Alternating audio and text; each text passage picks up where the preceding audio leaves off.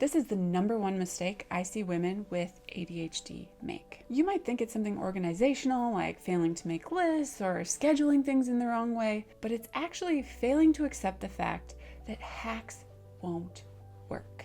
When you are in fight or flight and survival mode all of the time, sustaining and implementing hacks is actually basically an impossibility. So if hacks aren't the answer, what is? And that's what we're going to talk about in the video today. We'll go through some specific steps that I recommend that get to the core of the issue that will help you address ADHD related problems in all areas of your life. Hi, I'm Tiff, and I help women with ADHD go from barely surviving to empowered, confident, and truly thriving in harmony with their brains. When I was developing my program, the ADHD Success Lab, I spoke to more than 50 women about their struggles with ADHD, and I learned some really interesting things. One, women with ADHD are out there struggling. Overwhelm from exhaustion, despair, and even leaves of absence from the work were like an upsettingly common norm. Number two, I learned that so many women feel like they just haven't found the right hack or solution or planner or app for their problems, and that's why they're struggling so much with managing their ADHD. And third, I learned that the idea that these women would need a bunch of individual solutions for each of their individual problems was causing these women to feel even more overwhelmed. So let's just play the tape to the end there. Allow me to set the scene. You are an overwhelmed woman with ADHD. You have maybe a family, a dog, a house, a job, lots of adulting happening. You have no time in your schedule. It feels chaotic and messy. You don't even feel like you have time to sit down and figure out which problems to solve, let alone find solutions and actually try to solve all of these problems. So you're essentially just surviving each day, falling into bed exhausted, and waking up the next day a little less happy, a little heavier, and with like a little bit less hope about the future. And then let's say you wake up one morning and by some miracle you have this little burst of energy and you're motivated to look up a hack for whatever problem is bugging you the most, folding the laundry, doing the dishes, managing your schedule a little better. What you end up finding on Google is a lot of apps that'll claim to solve all of your problems, or a lot of really elaborate systems that allow you to manage this, individual task down to the nitty-gritty detail that requires a lot of fiddly maintenance over time.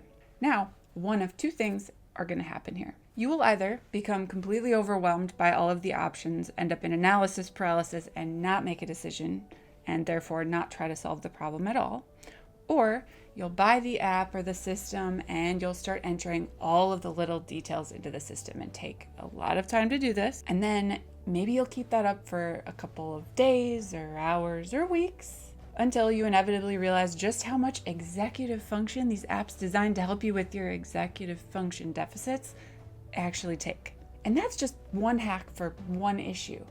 That means you need an individual hack to help you with every single individual issue. Once that glorious burst of energy eventually wears off, you're going to end up more exhausted than you were before and back to that normal daily grind where you wake up each day feeling a little bit more drained than you were the day before with no hope in sight. And this is why the number one mistake I see women with ADHD making is thinking that hacks are the solution to their problem, because hacks alone won't work. They're not enough. And hacks aren't enough because of these three hard truths. One, if you are overwhelmed and at or even past the point of burnout, you are not going to have the energy to implement, and certainly not to maintain, one hack, let alone a bunch of individual hacks for a bunch of individual issues. Two, even if a given hack allows you to somehow magically become more efficient with your time and open up some space, because you have ADHD, you likely lack the ability to effectively prioritize or set boundaries around your time, which means that you're just going to fill up that new space with some other activity. So your new free time is just going to mean that you actually have more tasks on your list. That's just going to add to the pile and possibly leave you even more overwhelmed than you were before. So just becoming more effective isn't enough, and that's what a lot of hacks are designed to do. Three, many of the things that we want hacks for are kind of like zombies. They just resurrect themselves every day. Think laundry or dishes or things like that. So unless you create real space or find previously unknown stores of energy, even with a hack, it's going to be difficult for you to find the energy to actually sustain doing that task that you don't have enough energy for in the first place. Because the reality is, hacks only work when you have the time, the bandwidth, and the energy to put them into place. So without fixing that, hacks won't work. So what's the solution? I'm glad you asked. So the thing we focus on in my program, the ADHD Success Lab, is getting to the core of the issue to create change that is actually sustainable in all areas of your life. So changes that actually generalize to multiple different things instead of individual solutions for a bunch of individual problems. Because let's be honest, when you are drowning, a raincoat or rain boots aren't going to keep you dry. First, you need a life jacket so you can actually get your head above water, and so it can stay there without you having to do all the work of swimming. And then you need to learn how to build a boat so you can actually stay on top of the water permanently. So here are the steps for you to get started. First, you have to commit to you. It is time to decide that you deserve to feel happy and that you are going to commit the time and the energy that it takes to actually implement the changes that you need.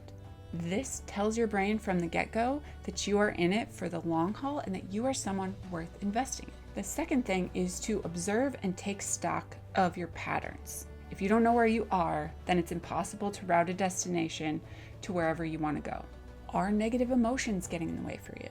How are you reacting when you feel helpless? Are you taking charge? Are you truly acting like you're in the driver's seat of your own life and deciding what you're going to be doing with your time, with your energy, with your day-to-day? Are you not letting the demands or the requests of others get in your way so that you feel empowered to direct your own future?